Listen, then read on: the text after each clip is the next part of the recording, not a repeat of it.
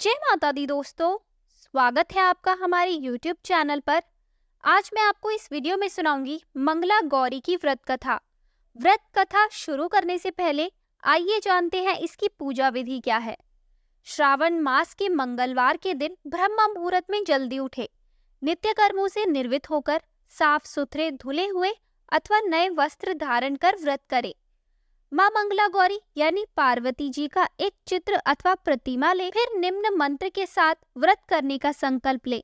मम पुत्रा पौत्र सौभाग्य वृद्धे श्री मंगला गौरी प्रीत्यर्थ 5 वर्ष पर्यंतम मंगला गौरी व्रत महम करिष्ये। अर्थात मैं अपने पति, पुत्र, पौत्रों, उनके सौभाग्य वृद्धि एवं मंगला गौरी की कृपा प्राप्त के लिए इस व्रत को करने का संकल्प लेती हूँ। तत्पश्चात मंगला गौरी के चित्र या प्रतिमा को एक चौकी पर सफेद फिर लाल वस्त्र बिछाकर स्थापित किया जाता है। प्रतिमा के सामने एक घी का दीपक आटे से बनाया हुआ जलाए। दीपक ऐसा हो जिसमें 16 बत्तियां लगाई जा सके। मंत्र बोलते हुए माता मंगला गौरी का षडोपचार पूजन करे। माता के पूजन के पश्चात उनको सभी वस्तुएं 16 की संख्या में होनी चाहिए, जैसे 16 मालाएं, लौंग, सुपारी, इलायची, फल, पान, लड्डू, सुहाग की सामग्री, 16 चूड़ियां तथा मिठाई अर्पण करे। इसके अलावा 5 प्रकार के सूखे मेवे, 7 प्रकार के अनाज धान्य जिसमें गेहूं, उड़द, मूंग, चना, जौ, चावल और मसूर आदि चढ़ाए। पूजन के बाद मंगला गौरी की कथा सुनी जाती है। इस व्रत में एक ही समय अन्न ग्रहण करके पूरे दिन माँ पार्वती की आराधना की जाती है। शिव प्रिय पार्वती को प्रसन्न करने वाला यह सरल व्रत करने वालों को अखंड सुहाग तथा पुत्र प्राप्ति का सुख मिलता है। आइए अब करते हैं मंगला गौरी की व्रत कथा प्रारंभ। पौराणिक कथा के अनुसार एक समय की बात है, एक शहर में धर्मपाल नाम का एक व्यापारी रहता था।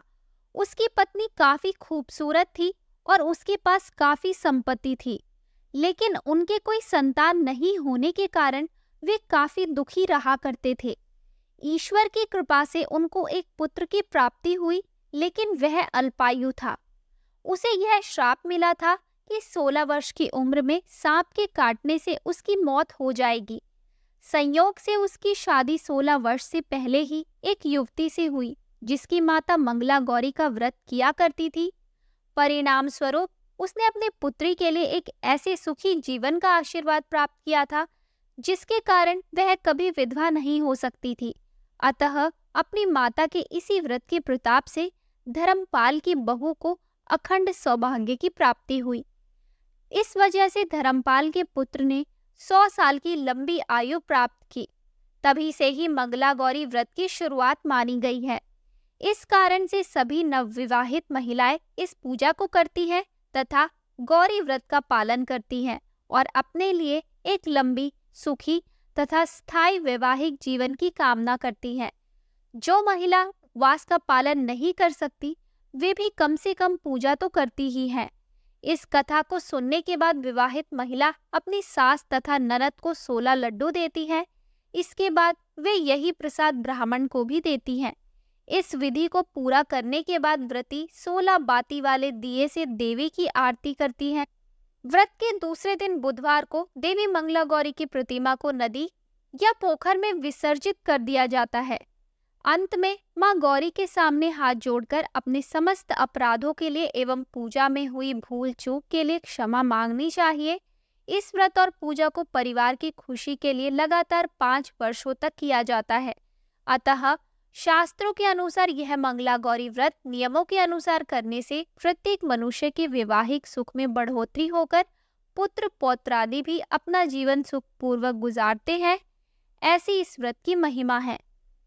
तो दोस्तों, आपको ये कथा कैसी लगी हमें कमेंट करके ज़रूर बताएं। हमारी आने वाली सभी वीडियोस को देखने के लिए हमारे चैनल को सब्सक्राइब करें और शेयर करना ना भूलें।